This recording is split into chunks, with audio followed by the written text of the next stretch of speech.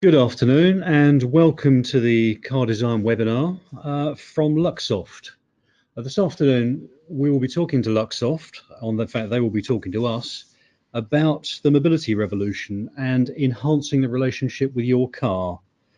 They are talking about the autonomous era which is coming towards us and shared mobility and many of the hot topics that the industry are all talking about at the moment, and they'll be looking at it from the point of view of a global IT service provider. Their company has arms in many areas, all of which come together just to form the new era of automotive UX and relationships. The webinar will be presented by Olaf Preissner, who's Luxoft's Head of Automotive and Innovations, and Kevin Wick, who is their Executive Creative Director. And I'd like to hand over to Olaf to start off. Yeah, thank you very much. Welcome everybody to this webinar. I'm really proud that I have the chance here to present the newest topics about the mobility revolution. So my name is Olaf Preissner. I'm since 2012 at Luxoft and responsible for all UX related topics. I'm based here in Stuttgart and I will do this webinar together with Kevin. And Kevin is in Seattle. Hi, Kevin. Maybe some words from your side? Yes, I'm in Seattle. So I run the design department for Smashing Ideas, which is the kind of like strategic and design arm of Luxoft. So glad to be here. Yeah, thanks, Kevin. So what we will do, so we have here our agenda, and when we comes to the sharing economy, so I will start with the major digital trends, what we see about digital lifestyle, electrification, and when we come to the sharing economy, I will hand over to Kevin, and he will give here some deep insights what's going on with the mobility as a service, and so on. Then I will follow up with autonomy, and at the end, mixed reality in automotive. So this is quite futuristic stuff, what I would like to present here, but quite interesting. It gives a little bit an outlook where we are going right now. Interesting is right now, that we have a lot of devices on our world and they are connected, right? And so what we see right now, it's like a nervous system, what is right now growing. The digital or the digitalization, of course, it started 50 years ago. But what we right now recognize that it's much more efficient, much more faster, and as a really big reason, really cheap to get this connectivity together. And therefore, yeah, what we see, we are becoming such kind of multicellular organism. And this, of course, gives a lot of possibilities when we are looking at the car manufacturer industry, so the mobility revolution. And when we are looking what's going on right now here in this different areas. And I'm personally also have right now a lot engagement also with China and also with US, so all around, all over the world. And here is really visible that it is changing right now. The car manufacturing industry is really changing. And we see four major trends what will influence our life or how our life will influence maybe the car industry. And this is one item is here the digital lifestyle.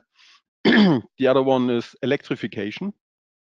It's right now a big hype, of course. There's a big pressure, for example, in China, when you are in Shanghai, you don't see any more a normal scooter. There are only electrical scooters on the street. So also from the government, there's a quite big pressure to push here the electrification. I expected also this will come not only for China, also here in Europe and also for US. Then we have the sharing economy. I think this is also a big trend here in lots of area, and this will be also an influence in the automotive industry, the automotive market, and of course the autonomy.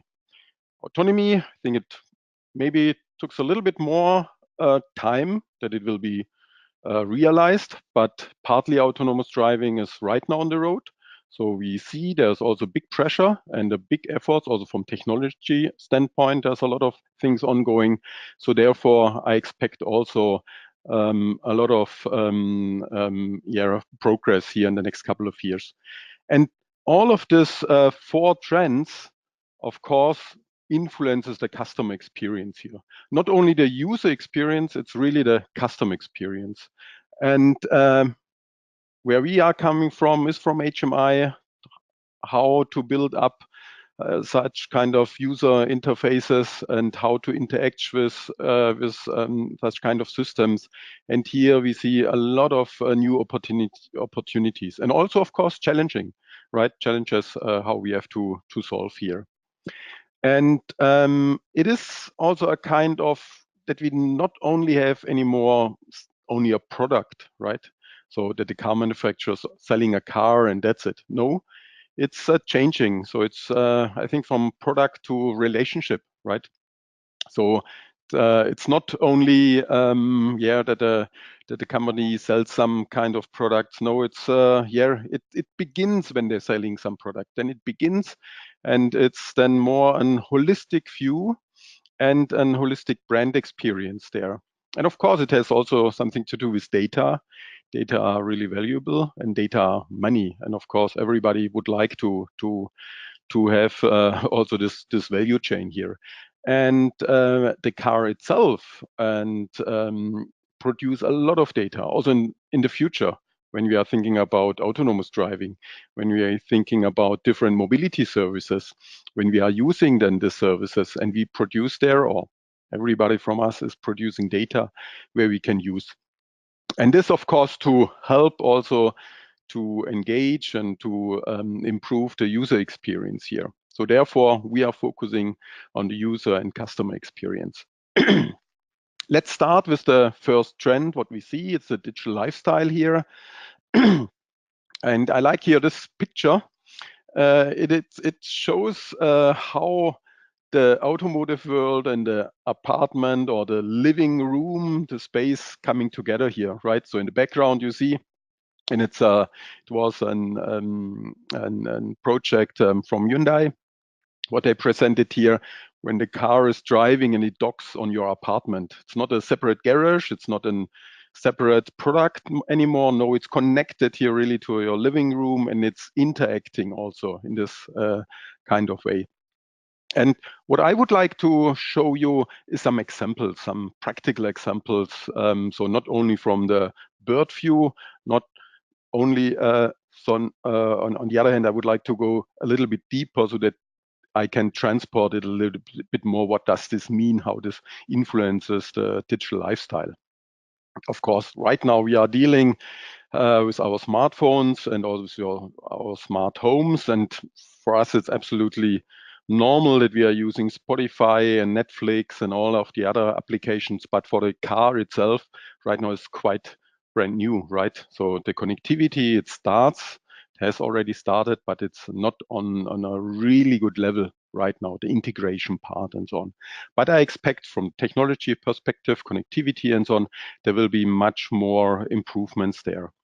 And what we have done here, for one example, and I all the time refers to some practical example, what we have done, so that's more clearer. What we have done here is one project, it's called Lucy. So it's also a user-centered design approach here, prototype what we built up about how we can transform this consumer world in the automotive world, and also concentrate about the needs, about the customer needs when they are dealing with different requirements or needs and what they are already using while they are smartphone, for example. And here with this Lucy, by the way, it was also the winner of the Car HMI Award for the most user-friendly HMI. What we got here, it was also quite nice to get here some neutral feedback also from outside. So it's all the time also important from our side. And what we have made here, you see also it's a portrait format. So it's also some kind of smartphone landscape here, what we used here, aspect ratio. And interesting here is it's about this widget concepts here, that you are really flexible and that you have such kind of personalization. So you can adjust it like you would like to have it. You can adjust the widgets here. You can have 6 one or only 3 one. You can adjust it in the size here. You can also switch it away. So when you don't need it anymore, or when you would like to have a full screen mode, so then you can also switch it here to the right side. So you have the completely fully flexibility, and on the other hand, this personalization. And we have also integrated here some kind of personal assist, so like such kind of avatar. And this was one focus, also to transport here the personalization and all of the different applications, also what we need while driving or what the user expects while driving there.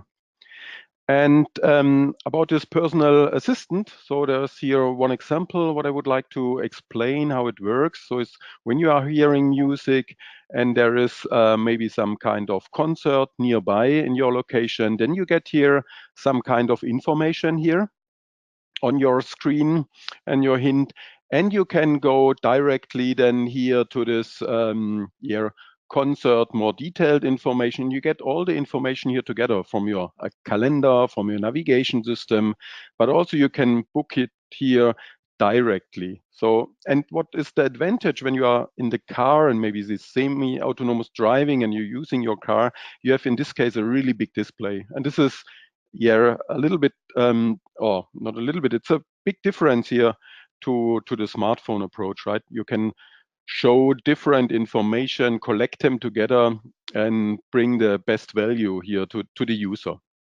So this is one example what we have done here with our Lucy concept here. And when we are looking a little bit about the different customer expectations, what we see, what will coming up for the next couple of years here, and this is also quite interesting. So there will be different areas what we are right now looking for. It starts with this multigraphy coming up to this down aging. So the people are feeling much more younger, right? They are old, but they're feeling much more younger.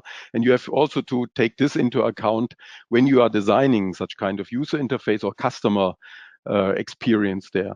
Then we have the family 2.0. It's also about how you deal during your lifetime with your family. It's not only to build a van or some kind of SUV to make more space there in the car. No, it's completely different.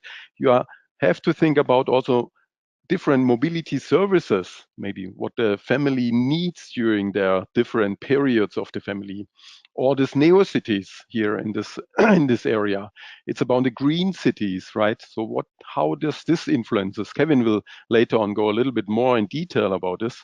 Then we have the greenomics, also quite interesting. I would like to show you later on an example here. They are really focusing also on stuff what they believe and what they really would like to take into account on the ecological perspective, right? They have money, yes, of course, but they are focusing on other values, what they are interesting. Then we have the new luxury. So this will be also such kind interesting, or this simplify. It should be efficient here, simplify, simple to use. And the technology should be also not visible here for this kind of customers here. Or the deep support, for example, it's about microservices. For example, microservice when you are driving between work and home, that you use maybe different microservices here. Or this cheap chick. It should be payable, of course, not too expensive, but on the other hand, it should be exclusive and luxury. So you see that it's a wide range here of new customer expectations, what's coming up, and this will influence or give us the chance from HMI perspective also to get here coming up with some really nice and good solutions in this direction. So let's focus for one example for the greenomics, so that it's not only theoretically, so that you see also a practical example here. So the greenomics, as I said before, it's about yeah, they are closely linked to resources, conversation here, and about protect the environment, right? And they are absolutely well informed also about what does this mean to use this mobility, but they are looking for innovative solutions, right? So this is really important and in the focus. And they have a really focus here on the healthy and the pleasure-oriented lifestyle. As I said before, they have money, yes, they would like to spend it, but they would like to spend it also for healthy or pleasure-oriented lifestyle there. And of course, really important, this ecologically correct, it should be, right? And what we have done here, for example, here, it's also based on the Lucy concept, that you see such kind of suggestions here from the personal assist about a dinner, for example, here. But on the same side, you are connected really to your smart home, right? You have the information here. What is on your fridge here? And you get here some suggestions from the personal assist. It depends on the season, of course, or on the specific day, or on your mood, and therefore you can select here. And it's like it helps you to decide, let's say in this way. And you get the information, of course, what is inside in your fridge, what is about the CO2 savings, and what is about the health status, right? It's a combination of different values. And these values came from a lot of sensors and will combine together. And on the right side, you see then a live picture from your fridge, right? With all the information about how long you can use here your stuff. And it could be that it's, yeah, it's like the salad here, you have to consume it now. Otherwise, it's not anymore usable. And when you selected also your menu, what you would like to cook in the evening, then of course you get also the information. Okay, here the black beans is not in the fridge or not in your not at your home, and also for example the apples are not there. So then you have to check. Okay, I have to buy this. I will select this, and you get then here on the other side on your instrument cluster your information. Okay, where are the possibilities? So let's go a little bit closer here. Where are the possibilities on the left side about the different stores? And on the right side, you see, okay, you can select the black beans or the apples. Are they there? Are they not there? And you see also at a quite nice overview, okay, where I can buy this nearby, right? So you are interested also about your mobility services, that you focus on this ecological direction, then you can really decide easily, okay, this I would like to drive there, and I got this stuff then here in this store. On the other hand, of course, this kind of greenomics, this customer are also interested, deep interested, where are coming my stuff from? When I'm buying here this black beans, are they coming here nearby? Is a regional product, or come this maybe from here from South America here with the airplane? So all of this information, they are available, right? They are available, and we can collect them all together and bring then additional value, and really this information on a nice HMI, on a nice way, graphical represented way, that we can help then the new customer, the new people to get some decisions, right? To get to some decisions. And this is one example what I would like to share with you when we are looking about how this influences the user interface and our business there. And this is only one really piece and one detailed example, but to show it on a practical level there. When we are looking about electrification, of course, there's right now a lot of things ongoing, and all car manufacturers working here with high pressure on this. And of course, also next year there will be a lot of new models coming on the market. So it's quite nice to see here and quite interesting.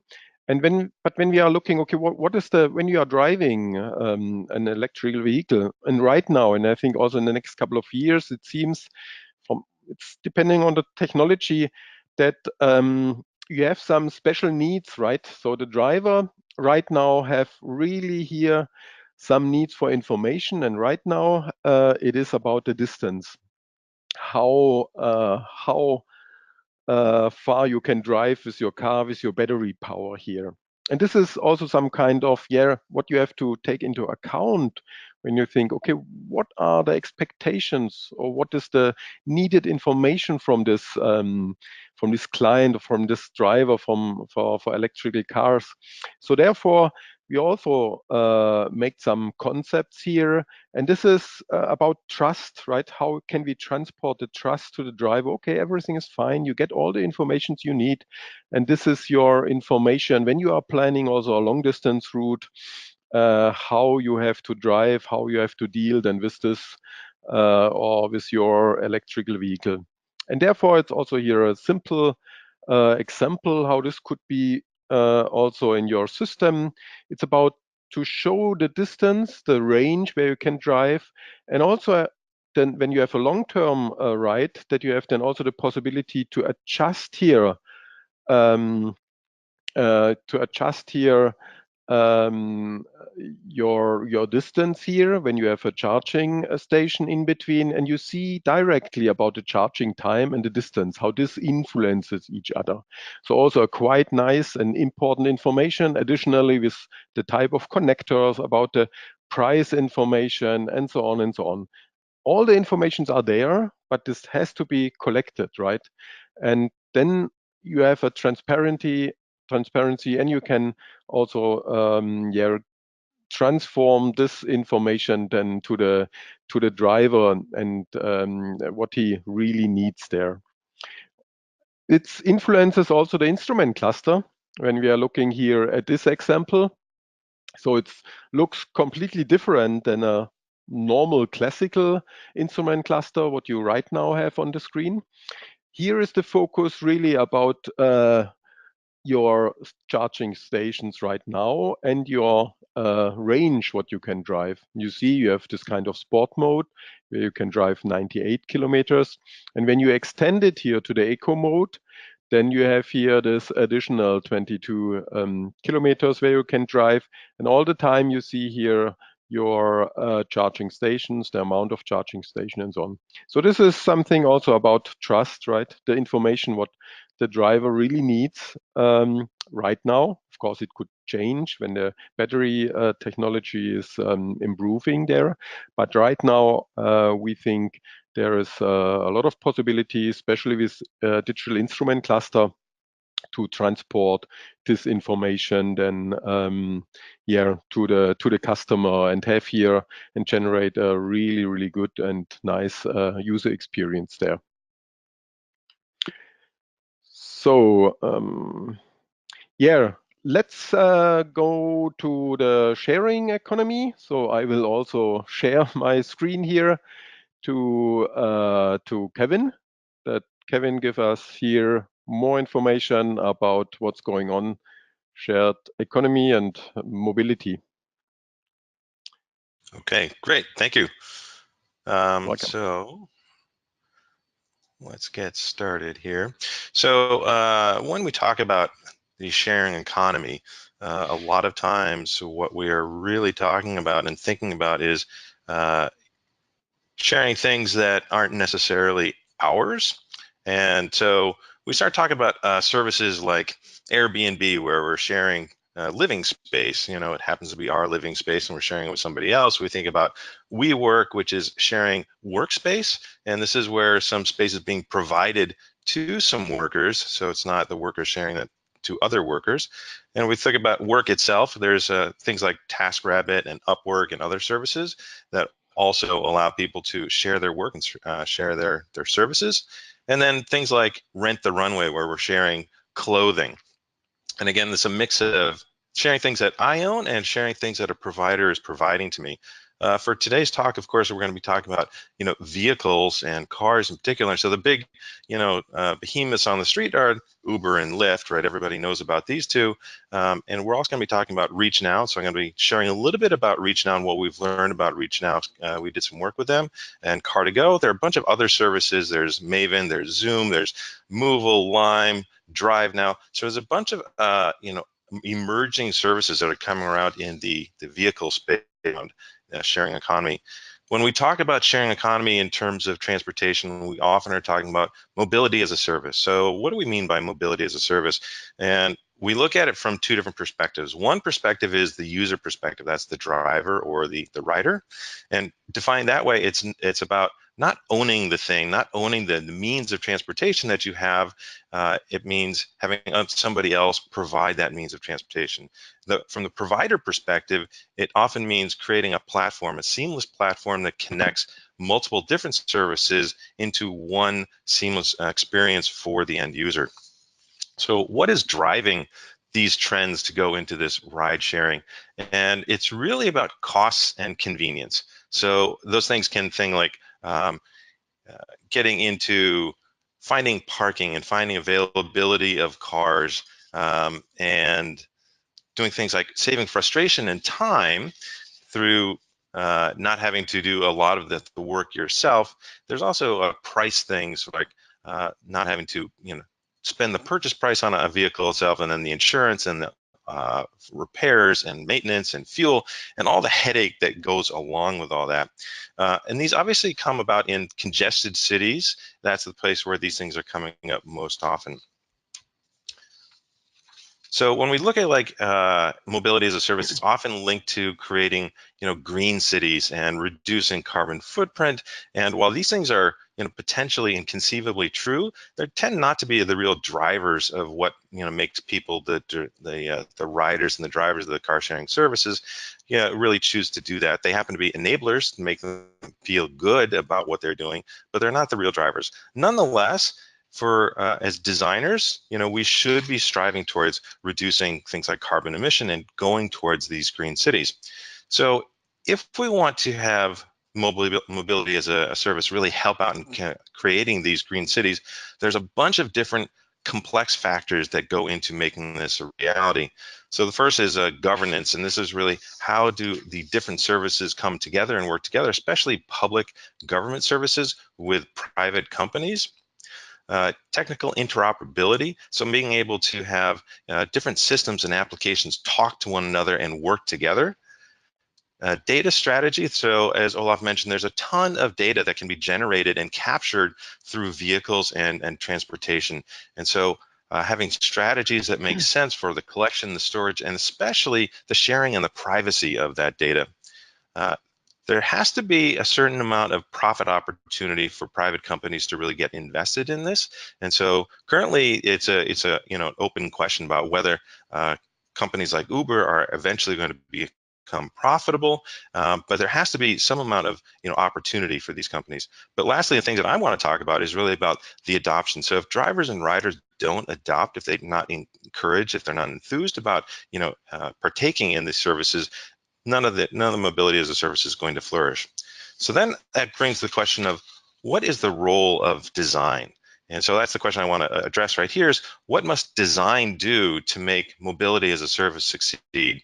And for me, it really comes down to really one big idea, and that's being a choreographer, being a conductor, bringing together an understanding of all the different actors. So when I say actor, I mean the drivers, the riders, the providers of the transportation, the administrators of the whole service, everybody who's in the ecosystem. So understanding all those different people and their perspectives and their needs, and then using that to generate solutions that puts all those things and all those needs together in a very well choreographed and harmonious system.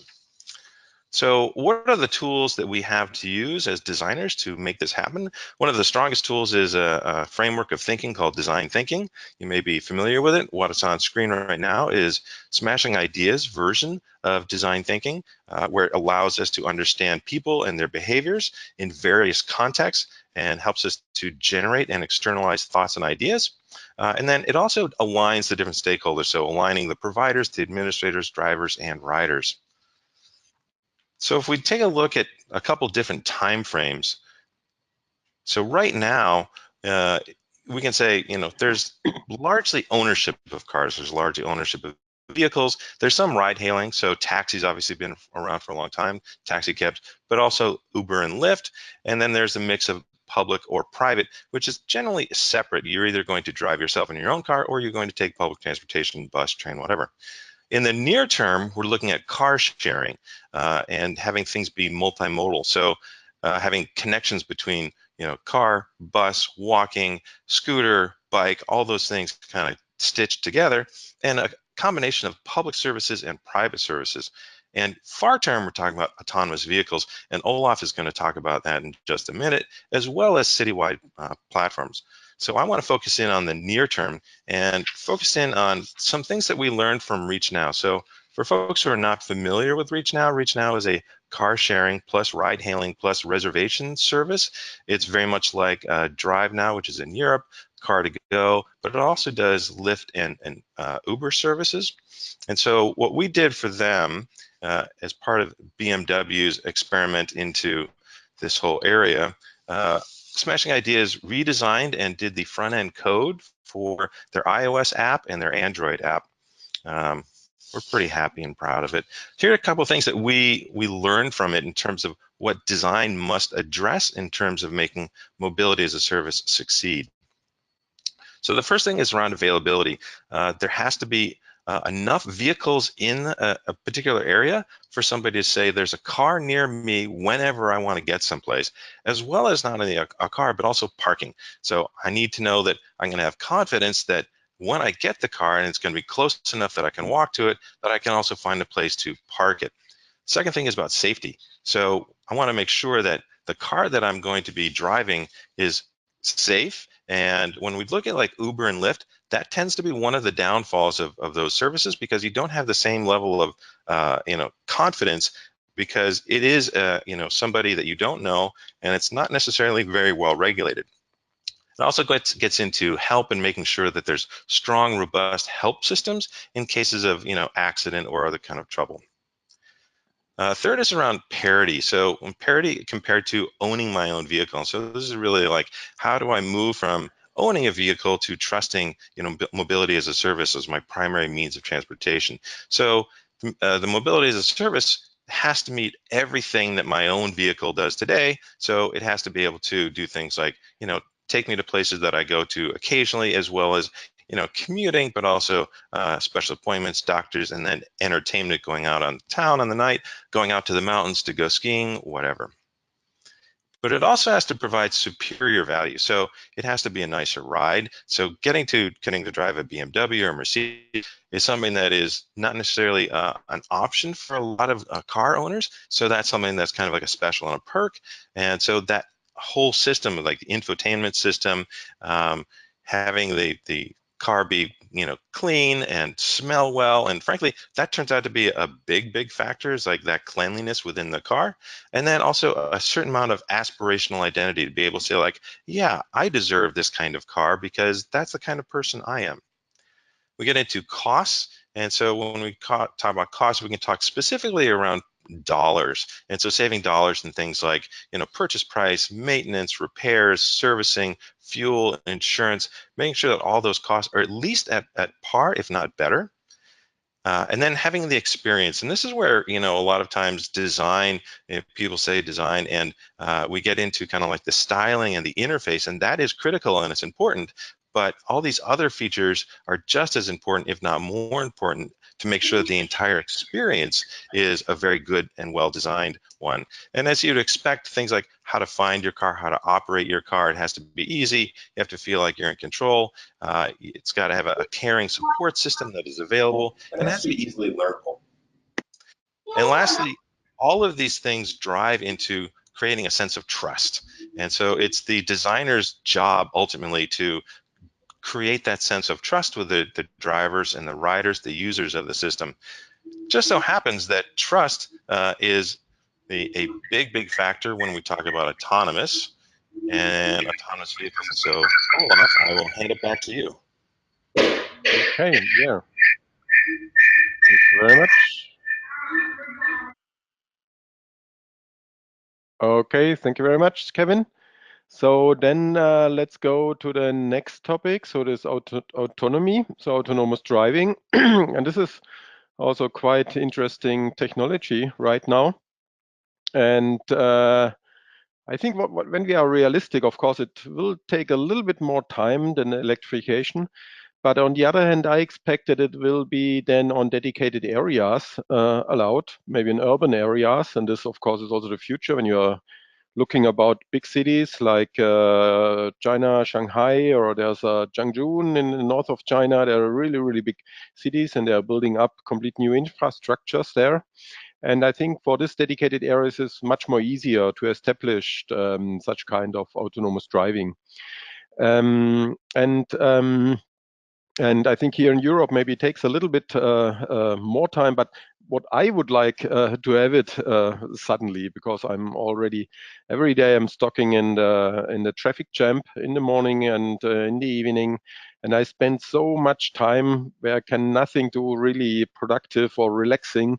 So this is really a waste of time. So therefore, I think there is from different directions a big pressure to develop this. And as I said at the beginning, that from technology point of view, we have right now everything, right? So the environment is there, the sensors are there, they're sharing the data of the sensors is there. We have a good camera infrastructure there.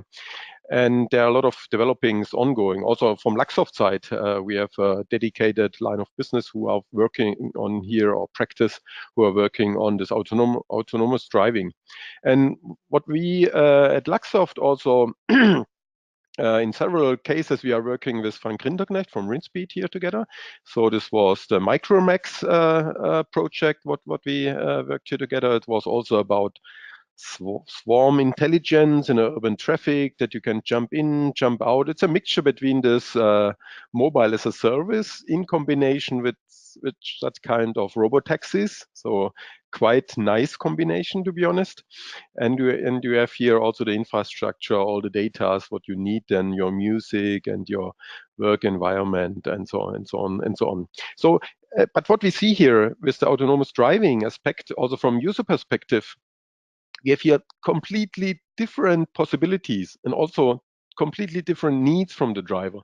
And this also is a good opportunity, a perfect opportunity from all of the designers, all of the user experts, user experience experts, to came up with a lot of solutions, different solutions. And when you think here, so this is also a nice combination between autonomous driving, but also with 3D printing. So this only from local motors, what is also a little bit similar to the car from Frank Rinderknecht, what is a couple of years ago developed.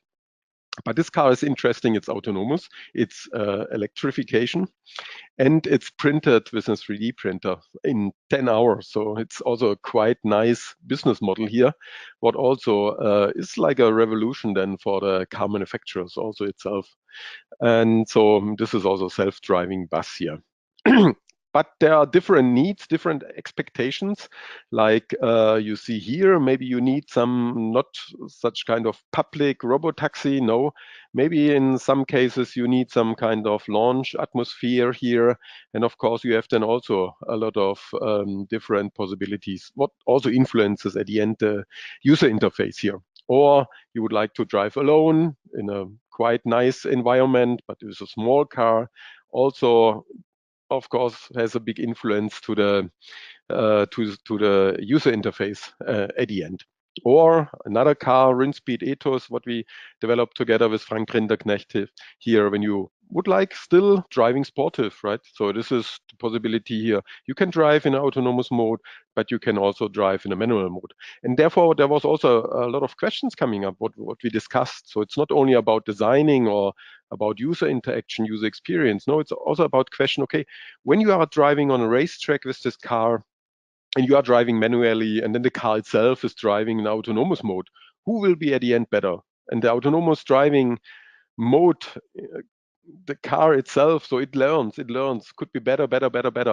Or if the car goes in a washing garage and he decided by itself, so, oh, the washing garage was quite good, I'm absolutely clean, I would like to give a tip to the washing garage by myself, so the car itself, it will be disallowed? Will be this also a business model, a business case? So all of these questions coming up in this area, and we are right now also figure out how this influences at the end the user interface and the user experience.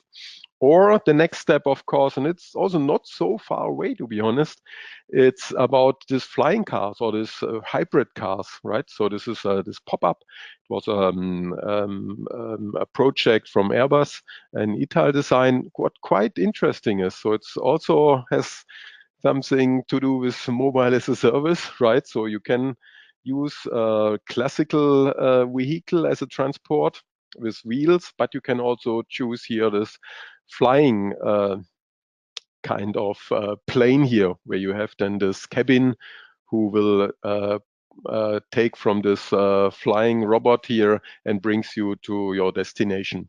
And all of this has, of course, also some kind of user interfaces, and we have to interact here with this kind of stuff. And what we also right now see when we are looking in this autonomous driving mode, and the primary task will be not anymore driving, so you can really focus on other stuff, then of course you get a lot of possibilities how you can spend your time in the car and how you can also interact in the car. And therefore, what we are right now doing is in some projects, what we are right now focusing on is about this mixed reality. And I will show you some examples here. But we are also at the CES in Las Vegas and have there 2 demos there. So one is together with a customer from our side, and the other one on our own booth. And here you really have to take a test run here by your own, because it's quite difficult to explain how you have this experience. What we see here, this augmented reality, hand tracking and holograms. So this completely change how you interact in the future with your devices. And it's going directly in another direction as you right now using your display or your smartphone. I think right now it's quite stupid, right, to have the smartphone and looking all the time on the small display here in a not really comfortable position, right? And so therefore, maybe in 5 or 10 years, we looking back and say, oh, how could we use this kind of displays here? And therefore, what we are right now preparing ourselves about the potential, about this virtual reality stuff and also the augmented reality. And the augmented reality, okay, there's the HoloLens, of course, on the market, but it's from the technology level, not at this stage that we can really, really use it on an official way. But as we know, and as always, technology is running really fast. And in a couple of years, then we have everything ready. But to be prepared and also to test some kind of use cases, usability stuff, we are right now also focusing here on some kind of new environments and new possibilities to interact. What we are right now using, it's the Oculus Rift headset together with a Leap Motion for gesture recognition. We have some kind of hardware, of course, computer here, and also very common, this Unreal Engine, where we use this for simulation and also for interaction here. And what we build up is a nice environment, of course. First of all, to have this kind of nice futuristic approach. And here at the bottom, you see one example how you could interact here. So this is about the main menu. So you use your gesture, your hands directly, and then you can operate directly, or you can operate directly on the device where you would like to control. For example, the climate menu. Why you have to go in some kind of menus? No, you can go directly to this climate and then adjust it directly on this area. And what the good thing is, I think, you don't need any displays here in this case anymore, right? You see it in a virtual way, and you can interact on all surfaces or not surfaces. So this is also quite interesting. Of course, on the other hand, there are a lot of challenges here, right? Because it's also about the usability, also about the feedback, haptical feedback, for example, and also about, is this really comfortable or not? And so therefore, we are investigating right now a lot of time here. What we see with some kind of use case, and I show you here one example, and You can, when you select, for example, in restaurant, so you can take a look really in the restaurant, and you can, with your hand menu, then look at a table and see, okay, this table I would like to reserve. This is right now not besides the toilet, so this is not at the entrance. No, this is with a quite nice view, and I would like to reserve the table here directly. So it's also a complete new user experience, right? That you have the possibility to take a look directly in this restaurant and how it looks there. We are also operating and make some testing with some smells, right? So that you have also the impression, oh wow, this is quite nice here, or not. So there, this combination with the different senses, it makes here really some really interesting use cases. We have made a video. I don't want to show it here because it's about the performance. Sometimes we recognize that it's not it's stocking, and so therefore you can also search on Google Luxoft and virtual reality, augmented reality demo. Then you can take a look, a little bit more detailed look here, or you can visit, of course, the CES, our booth there. Then you can see a lot of other use cases here. One other example is about your environment. You can change your environment on a virtual way. So here you have such kind of nice trees here and this kind of Zen garden. So it's also quite interesting how you can exchange your complete environment. It depends on your mood, right? But you can make it and choose it. Yeah, and this, I think, when we are looking in this future and looking also about complete new solutions, so not anymore related to any displays and so on, then yeah, we come to the point you have really to have this holistic view, right? And not only experts, not only this dedicated designer who is maybe perfect in Photoshop and styling something, some pixels. No, it's more that we see the direction goes to, yeah, from expert to visionary, right? And I like this example from Leonardo da Vinci. So at the end, he didn't want to invent a helicopter, right? No, he had a vision and he wanted to fly here. So this was his vision. And he was a mathematic. He was a physic. He was really firm with chemical stuff and so on. So he was more a generalist, but put all of his know-how together and then got this new, absolutely nice ideas here. And I think this is what we, my experience, have a little bit forgotten, so to think universally. So therefore, I think, so this is the message, what we right now have. Don't start with a solution, no, start with a vision. One example, what we produced here is like, yeah, for example, you would like to sleep in the trees. So why not? And how is this connected to the automotive? Yeah, maybe there is some kind of cars also what you can use. There is a tent integrated in your car, and you have such kind of lift integrated, and then you have such kind of mobile tent sleeping in the tree solution. So it's only, yeah, one example to show you, yeah, it is requested in the future to be more visionary with all of these technologies, with all of the different customer expectations, and of course also with the different trends like this digital lifestyle, electrification, autonomous driving, and sharing economy. So therefore, I think we're coming to the end to the webinar, but of course, Kevin and I, we will be here to answer your questions here, when there are some questions, of course. Thank you very much, Olaf and Kevin. That was absolutely fascinating. A lot of very large and very interesting questions posed there. We have had some questions, some very interesting questions in. I will be asking as many as we have time for, but if anybody has sent in a question and we don't have time to answer it, Olaf and Kevin will be getting a list of the questions and may well be able to get back to you with answers later on.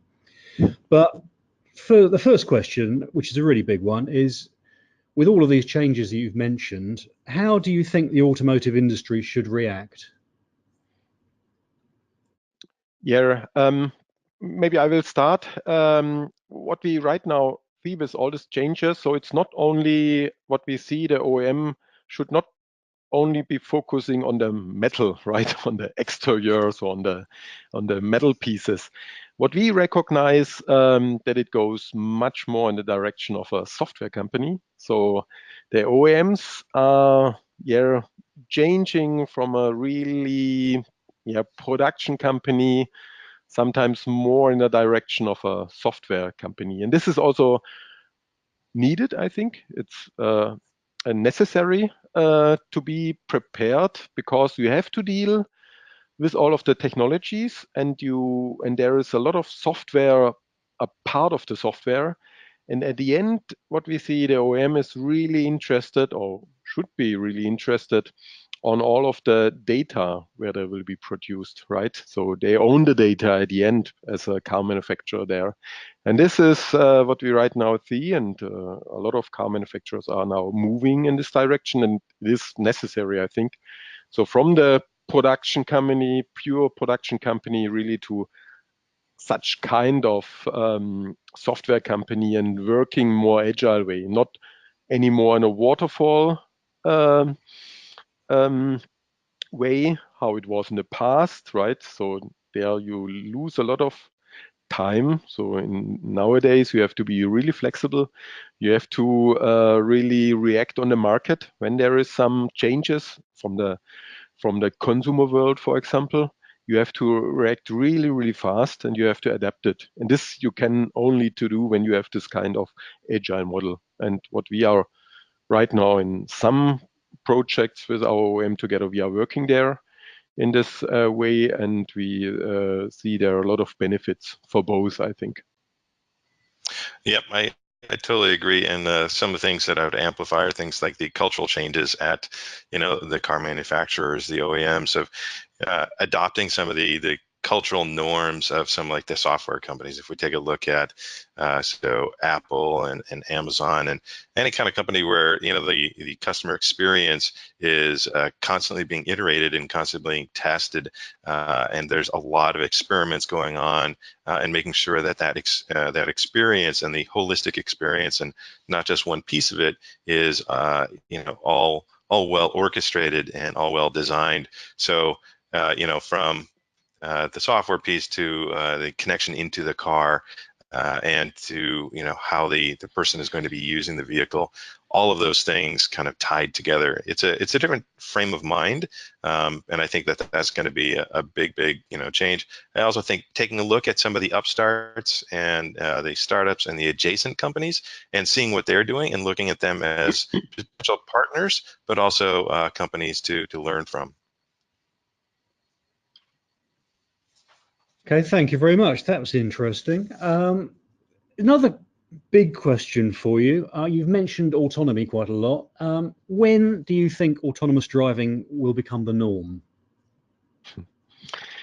Yeah, that's of course a really difficult question. So right now, to be honest, it's a big hype, right? It's everywhere, every day in the newspaper you can read some stuff about autonomous driving, and as usual, a hype when it's on the peak, it takes a while when it will be really, really realistic and on the street.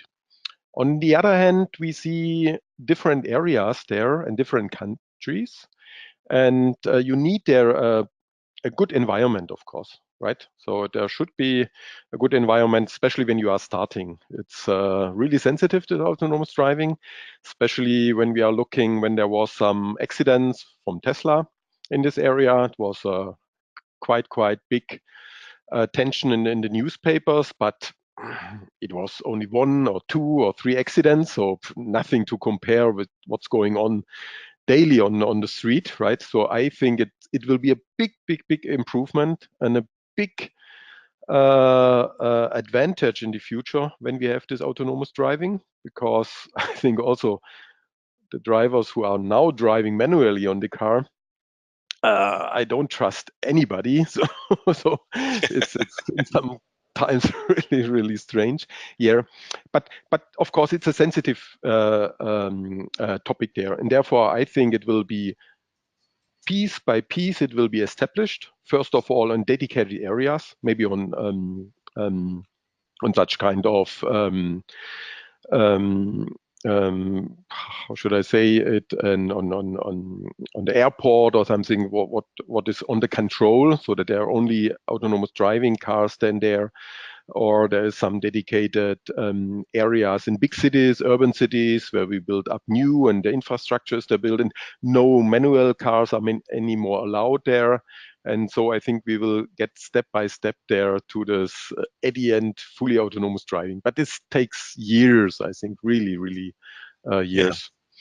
I would agree, and I would also add that when we talk about autonomous driving, I think we often have a picture in our heads of, us as drivers in a vehicle, and having no steering wheel and having the vehicle drive itself. But I think the step-by-step, approach is much more likely to be, what we're going to be experiencing for a number of years, and I think it's actually the more interesting place to play.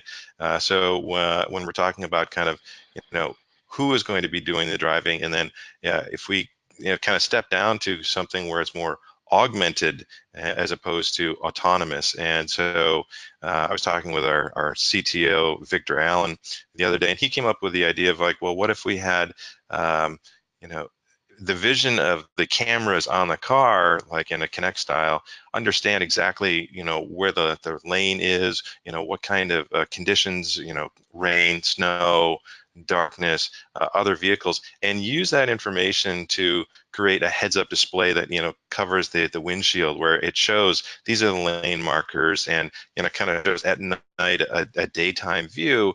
So to still have the driving being done by the human, but having that being augmented experience. And I think that's a much more rich area for us to explore into.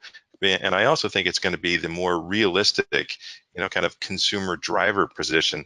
I do agree with Olaf that there are going to be a lot of autonomous bots and other kinds of vehicles for things like delivery of goods. And so trucking, any kind of manufacturing, factories, transportation in terms of the airports, those things can be fully autonomous, but the last bastion will be kind of the driver themselves giving up and relinquishing that control to trust a machine to do it for them.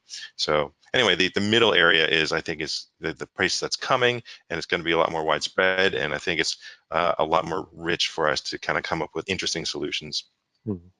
And also, I think from the public, so the public transport, I think this will be also coming a big push from this side. So this will be also, I think, also quite interesting, who pushes the autonomous driving part,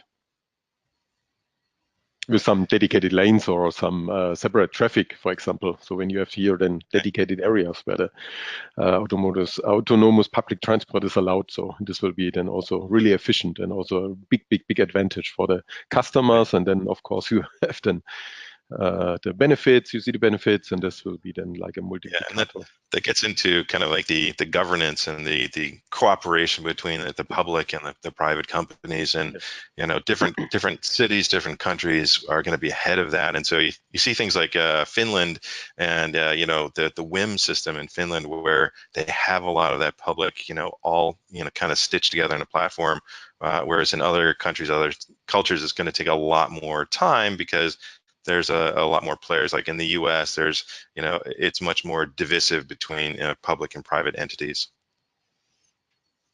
Okay, thank you very much. That's been very interesting. We've had a lot of interesting questions in, which you will be getting and hopefully will respond to. But we are very, very nearly out of time, unfortunately. Anybody who wants to download the presentation will be able to very shortly, as soon as it's saved itself and it's populated on our website. But I think we're now going to have to wrap up. Thank you very much to Olaf and Kevin for an absolutely fascinating presentation. There are a lot of very interesting questions and answers in there. So keep an eye on our website, and the whole thing will be available to download shortly. Gentlemen, thank you. Thank you, everyone. Thank you. Yep. Thank everybody. Yep. Bye-bye.